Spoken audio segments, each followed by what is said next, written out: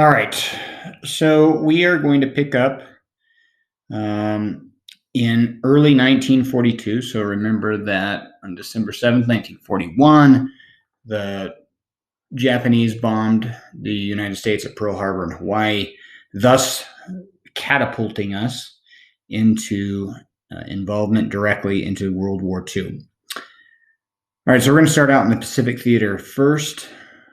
Probably the best thing to remember about 1942 is that anything that happened typically was not good for the United States.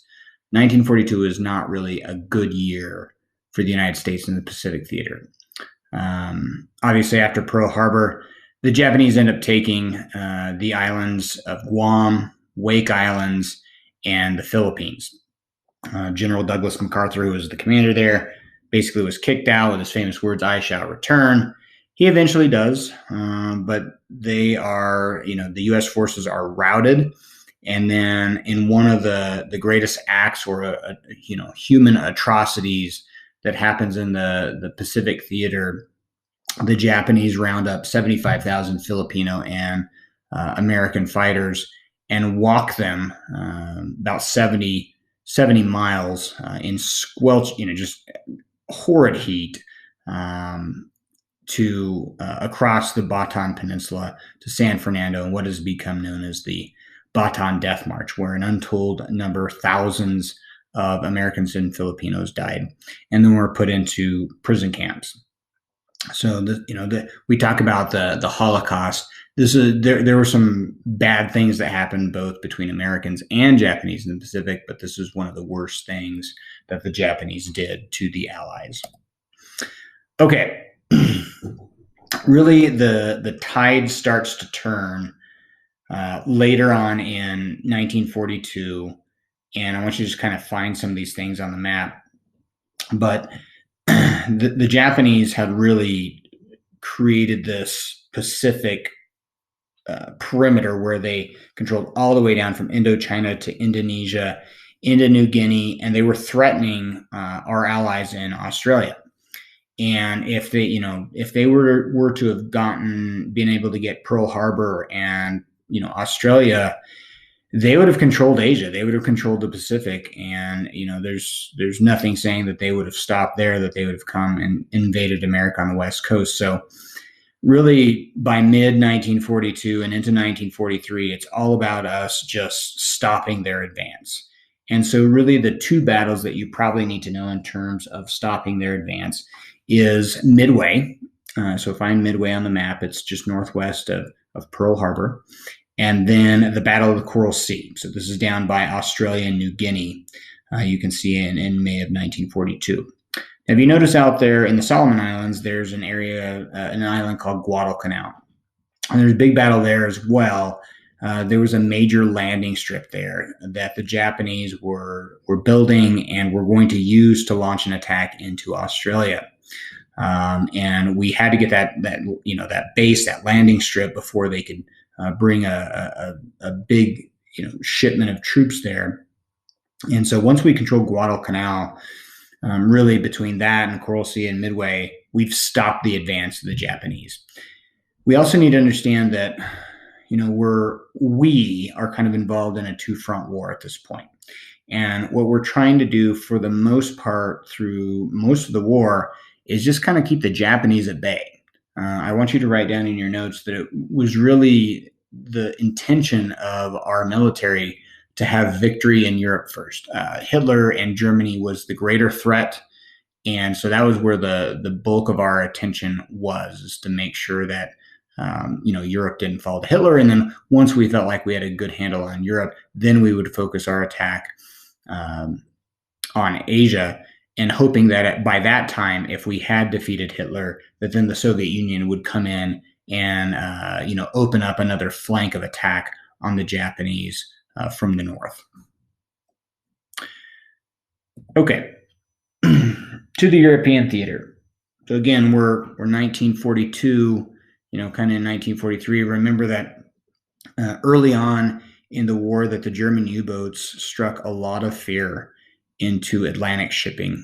And, we need to understand that technology is going to come a long way in the terms. I would write down a couple of these, but like sonar and radar, and then really intelligence in terms of cracking codes. And so, like the Enigma code of Germany took us a while to crack, took us a while to break, but really the British were key in terms of breaking that code. And then we did the same thing to the Japanese code, to where we could find out where things were going, and where troops were going to be moved and where they were going to attack next. So what we could say is probably by the end of 1943, we were able to, between sonar and radar and breaking the Enigma code, probably by the end of 1943, the German U-boat attacks were not that threatening to us anymore. But they sure were in the early 40s, when we were doing Lend-Lease, and then really until probably about mid 1943, they were very dangerous to us and literally sank hundreds of boats. All right, so here we can kind of see, and I know it looks like a jumbled mess, so let me kind of explain to you. What we wanted to do is we wanted to attack, and establish a beachhead in France. We wanted to break the Germans up and to restore France and to push the Germans back to Germany, while the Soviet Union's pushing them back, as the Germans had attacked them in the winter of 41. But the British kind of won out in terms of Winston Churchill and British chiefs of staff. They decided that the more prudent play at the time in 1942 was to take North Africa. And if they could take North Africa, then they would work their way up through Sicily and then Italy, and put pressure on Germany from that direction. And so that's what we did.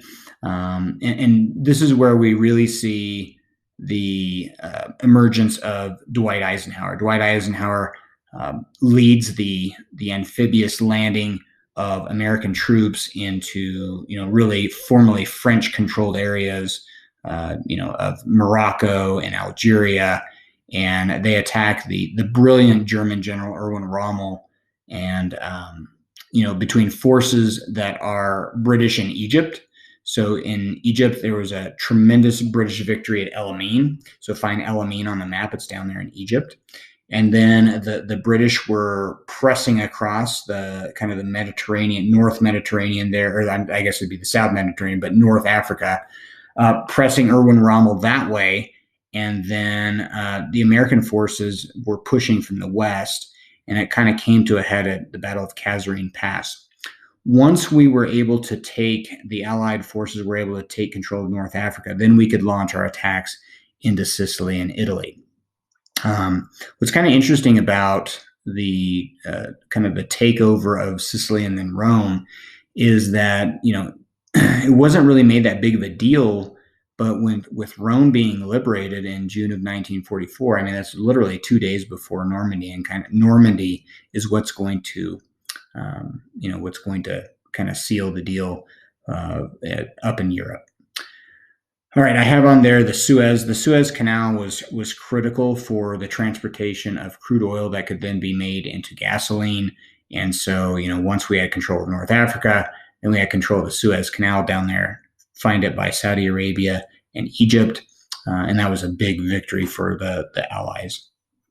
Okay, meanwhile, for the Russians, I'll go through this really quickly. But by 1942, really, Germany had been stopped. This is the first time we've ever really seen Germans in retreat. And what's going to happen as a result of this is that Soviet Union is going to play a larger hand in negotiation. So as we get to Casablanca and Yalta and Potsdam and things like that, the Soviets are in a pretty good position to negotiate. And really why this is important is that you got to look at it from their perspective. They've been invaded in both world wars by Germany, and they don't want it to ever happen again.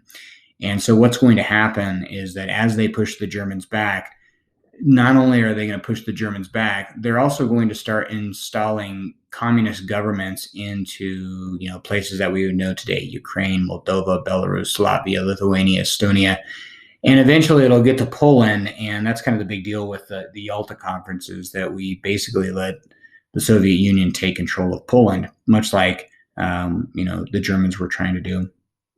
But really, they are in a pretty solid position. They have lost more lives than anybody. They've put in a lot of fighting, and so they take over Eastern Europe, and there's not much we can do about it. All right, it's at the Casablanca meeting in North Africa between FDR and Churchill, where they come up with this idea that both the Germans and the Japanese are going to have to succumb to unconditional surrender. It's also there where they plan the attack, first of Sicily and then into Rome. What's interesting is that by the time that we've taken over Rome, Italy starts to turn against Mussolini, and Mussolini is actually in prison for a while. The Germans free him and set him up in North Italy. But from here on out, the Italians are pretty much on the Allied side. And really, in Italy, we were fighting the Germans. So, after Rome is liberated, from that point on, we're pretty much fighting the Germans in Italy and not the Italians. In late 1943, in Tehran, Iran, kind of an interesting place for the big three to meet. But the big three you should write down are FDR, Winston Churchill, who's the Prime Minister of Great Britain, and then, of course, Joseph Stalin. And like I said, at this time, Joseph Stalin is in no mood to necessarily compromise. The one thing that they are talking about is, once Germany is defeated, that the Soviet Union will come in on the side of the United States. More importantly, though, and Stalin had been lobbying for this for quite some time, it is really at Tehran that they solidify the plans to open up a second front in Europe. And so that means, the first front being in Eastern Europe with the Russians fighting the Germans. And now the plan is solidified for a massive, and I mean the biggest the world's ever seen, massive amphibious landing of troops in Northwest France. And that, as we know, is going to be the Normandy invasion. It's overseen by General Dwight D. Eisenhower. Meticulous planning. I mean, we're talking about hundreds of thousands of men, ships, planes, tanks. I mean, also they had to do pre-bombing, and they had to make sure that they sort of fooled the Germans. The Germans thought that they would land in a place that was closer to England. They went to a place 200 miles away from that. You can see on June 6, 1944, which is kind of known as the Day of the Invasion, or D-Day, most of our troops landed in Utah Beach and Omaha Beach. Utah Beach was secured reasonably easy, but Omaha Beach was just an absolute bloodbath. And literally thousands upon thousands of Americans lost their lives trying to storm the beaches at what we call Omaha Beach. For the most part, Gold, Juno, and Sword, as you can see down there, were British and Canadian troops, but they were eventually all successful. And this is, you could argue this is kind of the beginning of the end for the Germans. Once the beachhead is established and we start doing more to push the Germans back, within the year, France is going to be retaken by the Allies, and we're going to start pushing towards Germany. Okay, so Paris is taken in August of 1944. I mean, literally months after the D-Day invasion. It's also where we start to see another very famous American general, George Patton, in his 3rd Division. That's going to be crucial in the reconquering of France and then the push towards Germany. All right. After France is taken back over, the Allied forces start pushing back towards Germany.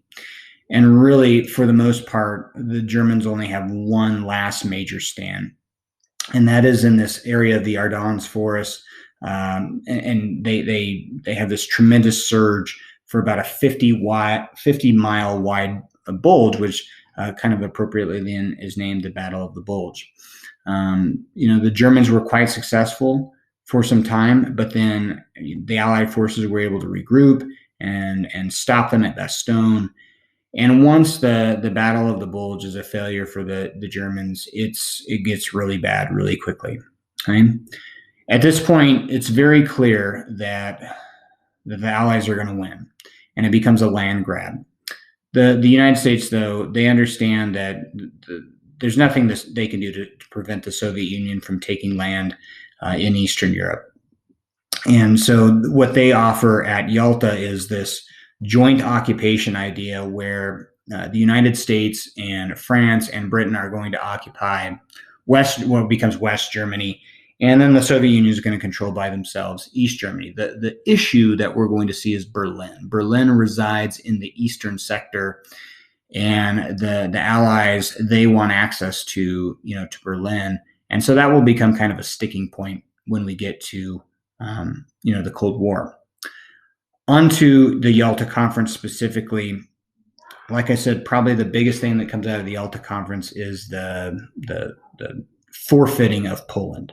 And so, I can imagine that Poland felt like they were betrayed by the U.S., by the Soviet Union, and by the British, where basically Stalin just says, "Hey, look, I'm going to take Poland, and there's not much you can do about it."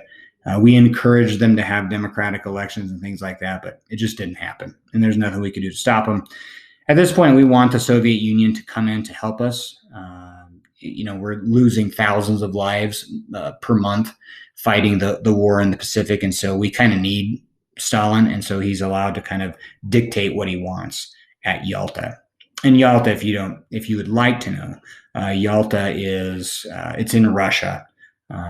So it's it's pretty close to where they had the Olympics in Sochi, actually, kind of a warmer area that you would see in the Soviet Union. All right, into the war. So right before the Allies press on into Berlin in April, well, actually, I guess in June of 1945. A couple of things happen. So April 12th, we have the death of FDR. April 30th, Hitler takes his own life in a bunker. And so pretty much after that, the war is basically over. So Victory in Europe Day is really, I guess you could say, kind of May 7th, May 8th. After that, the Soviets take over Eastern Berlin and Eastern Germany. The Allies take over Western. And then it comes to, then we work our way into the Pacific theater. Now, what we did to Japan, a lot of people think that, the only massive destruction that we did were the 2 atomic weapons, but we had actually been firebombing not only Tokyo, but other major cities. The firebombing themselves killed, we think, over a couple of 100,000. More so, actually, than the atomic weapons. Now, the atomic weapons killed them all at once, but we really destroyed not just Nagasaki and Hiroshima, but we destroyed virtually most of Tokyo and other industrial cities. So I'm going to go back. Just let me go back to this so you guys can see this map. So when we look at the United States attack, once we start pushing the Japanese back, we have this kind of 2-pronged attack. And so we have this naval attack that is done by Chester Admiral Nimitz, and his idea is, kind of loosely called island hopping, where they take control of an island, they skip over an impregnated one that they don't know if they can take, and then they take one kind of after that's less fortified, and then that leaves kind of the island in the middle, sort of what they call dying on the vine. They can't be, because they're surrounded by 2 islands that have been taken over by the United States, they can't get supplies to them. And so they end up getting so weak that they have to give up. And so Nimitz, he is really that line, those lines or those arrows coming out of Pearl Harbor. And then from the south, from Guadalcanal, Coral Sea, and then working his way up through the north of New Guinea, and then eventually back into the Philippines, is General Douglas MacArthur. And so when he lands in Leyte in October of 1944, he kind of famously and very histrionically and dramatically, lands. And there you can see, you can see General MacArthur up there very dramatically in the top right-hand corner saying, "I have returned." And he was pretty full of himself, but he was also a brilliant guy. And he was able to retake the Philippines. But I think what's important is that you understand that wherever we went to root out the Japanese, it was at a tremendous cost. The Japanese fought literally till the last man. I mean, they almost just refused to surrender, and that bogged down the fighting in the Pacific. They held up much more of a resistance than probably the Germans did in Europe. Okay, I'm going to go back to my map again. All right, so we can see that we had taken the Philippines back by 1944, and then two crucial islands that would secure easy access for our B-29s to bomb Japan, and that was Iwo Jima. And you guys have probably seen the famous American flag being raised after the victory of Iwo Jima by the Marine Corps, and then in Okinawa, which was particularly bloody. By the time we got to Okinawa, I mean, Iwo Jima is about 750 miles away. So that's March of 1945.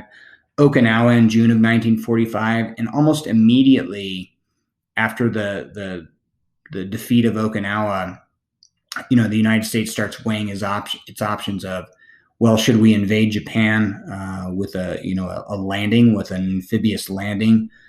But by this time, remember that we've been in deep planning of the atomic weapon, so that is becoming a new option.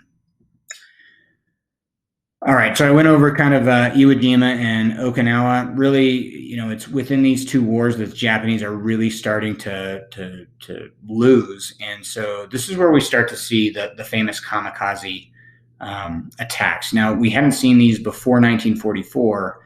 Because the Japanese were doing pretty well. But by 1944, I think they truly believed that they had lost or that they were going to lose, and so they were going to go down and make sure that they were going to fight.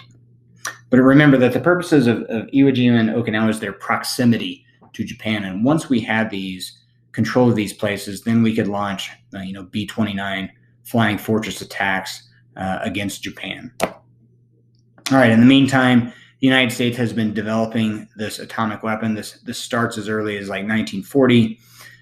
Albert Einstein, J. Robert Oppenheimer, Enrico Fermi is an Italian physicist that was really the first guy to create a successful chain reaction of uranium fission.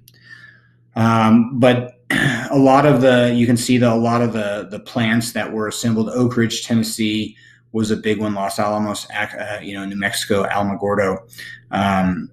These were even Colorado. Colorado had uranium in the town of what's called Yerevan. It's pretty much a ghost town now, but these are areas that all had some way, shape, or form a part in making the first atomic weapons. And so really, I would say in World War II, we had three of them, and we tested one of them in New Mexico to see if it worked, as part of the Manhattan Project. It's called the Manhattan Project because that's where Oppenheimer's offices were at first. That's where the project was kind of conceived.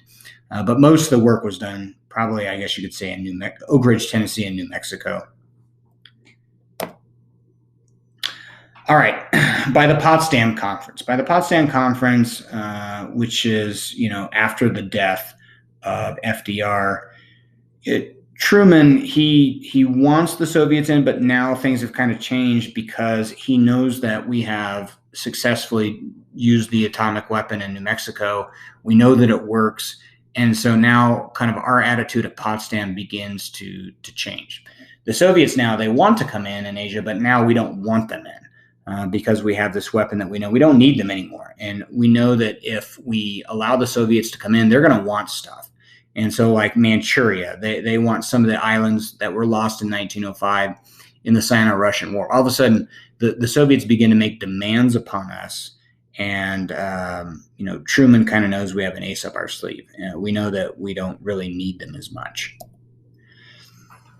And the Japanese on their end, they were unwilling to give up.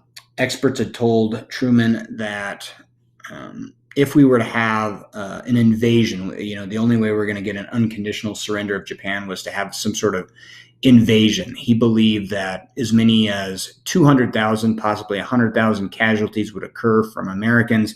Who knows how many Japanese would have been killed, and then any prisoners of war that the Japanese had, which is probably close to about 75,000 Americans at this point, they would have been executed. And so to keep the Soviets out, I think it's important you understand that, to keep the Soviets out, to minimize the loss of life for both Japanese, but really from Americans as well. Really, the American perspective was what Truman was concerned about. He decided to drop the first bomb on Hiroshima on August 6, 1945, and when the Japanese don't surrender, then August 9th. I don't know why there's August 10th. I'm pretty sure it's August 9th, 1945, on Nagasaki. And they just basically obliterate those two cities. Tens of thousands of people died after the blast as a result of radiation poisoning. People that did live passed on altered genetics to their kids. Kids suffered from disfigurement and all sorts of bad genetic traits as a result of this. A lot of people have argued whether the bomb was necessary.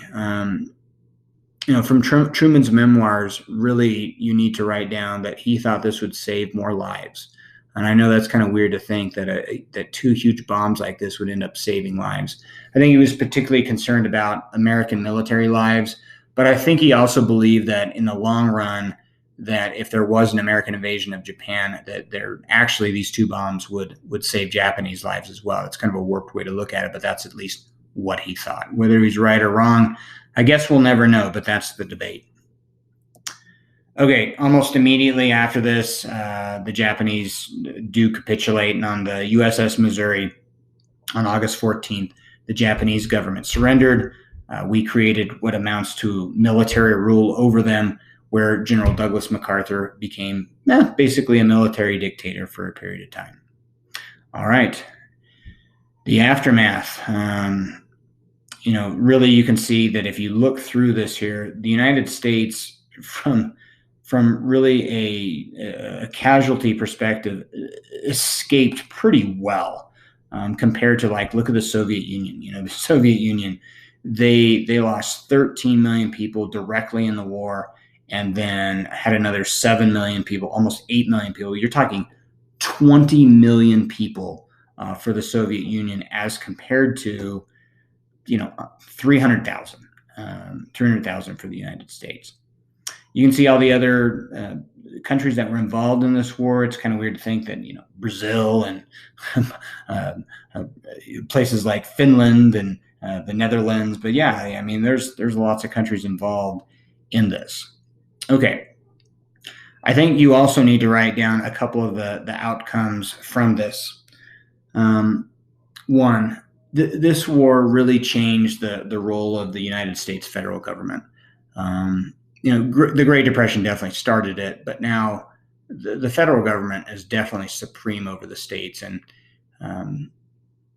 that hasn't really ever stopped. And now whereas before the Great Depression, we never looked to the federal government for assistance. Now we always look to the federal government for assistance. But the federal government during the Great Depression and World War II really changed its scope in terms of the role of the government, the role that it plays in our economy, and to some degree the lives of American citizens, like we're seeing with stimulus checks today. Next, the role of America in international politics. Before World War II, we always try to avoid this. Now, since World War II, we're always, right at the head of the line in terms of our involvement in world politics. Okay, so this war does a lot to change, us internationally, but then remember internally as well. We're going to see, as a result of World War II, the rise of the Sun Belt states, the great migration of African Americans is going to cause changes in terms of, segregation being challenged in the 1950s, the civil rights movement in the 1960s. And then we're going to see with women that they're going to continue to fight for equality, and that's going to culminate in the women's feminist movement of the 1970s. So there's all sorts of outcomes as a result of that. Keeping in mind too that almost immediately after the war is over, we're going to have this huge ideological war for nearly 50 years with the Soviet Union in what we know as the Cold War. We also need to be cognizant of the fact of how many civilians lost their lives during this war. This is the most brutal war in human history. Of note are of course, the 6 million Jews that lost their lives in concentration camps, but countless others, the people that were affected by the internment camps in the United States, the people that lost their lives in the Bataan Death March. There were a lot of atrocities in this war, and really on both sides. Okay, thus ends the lecture on World War II. Thank you for tuning in as always, and please begin your preparation for the studying of the large period 7A and 7B exam. Please study your key terms. I hope you go back over your notes. Use the key term review guides that I've posted, and if it doesn't hurt you, maybe use some of the review charts that I also did to help organize the ideas. So good luck in your studying. Goodbye.